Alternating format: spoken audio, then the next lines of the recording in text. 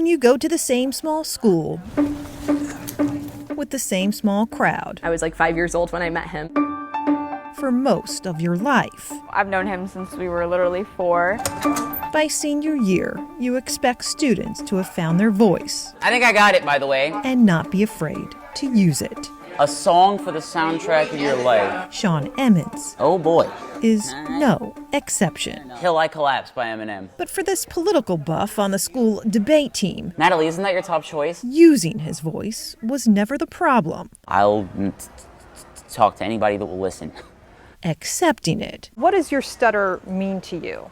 It means everything and it means nothing. has been a journey for as long as this 17-year-old can remember. I would get really visibly frustrated when I couldn't say what I wanted to say. According to Sean, his stutter first became noticeable around 3. By 3rd grade, he was in speech therapy, but got frustrated and quit 2 years later. One day it'll just go away.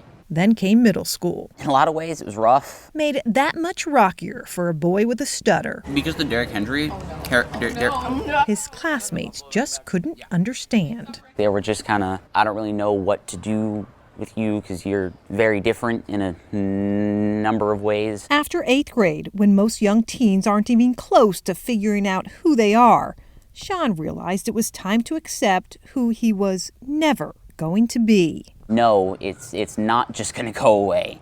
It's going to be here and it's going to continue being as bad as it is for as long as I choose not to do anything about it. So instead of hating his stutter, he made the decision to own it, embrace the voice that for years he couldn't stand, as the voice that makes him stand out.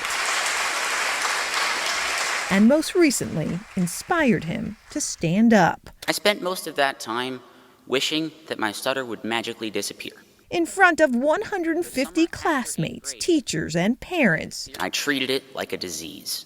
Sean gave his senior class speech I finally accepted my stutter as a part of who I am. in a way only he could. It is our differences that define us, not our similarities. By end, What we have to say matters too. We just take a bit longer to say it sometimes. Thank you. there wasn't a dry eye in the school gym. That's his dad and mom after hearing the speech for the first time with everyone else. Proud Oh man. Wow.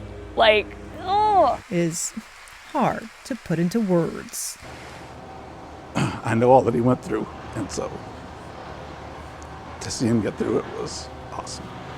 Leaving your parents speechless is one thing. Every teacher stood for him in the stands, and the children, the most thunderous applause. So it was very rewarding. A lot of the times people will tell you a sob story, but it wasn't a sob story. It was like a story of perseverance. He really showed us with his speech, that sometimes you just have to take on what life gives you. STEM club. Next year, Sean will take on college. I think I'm gonna major in something in the statistics and data science area.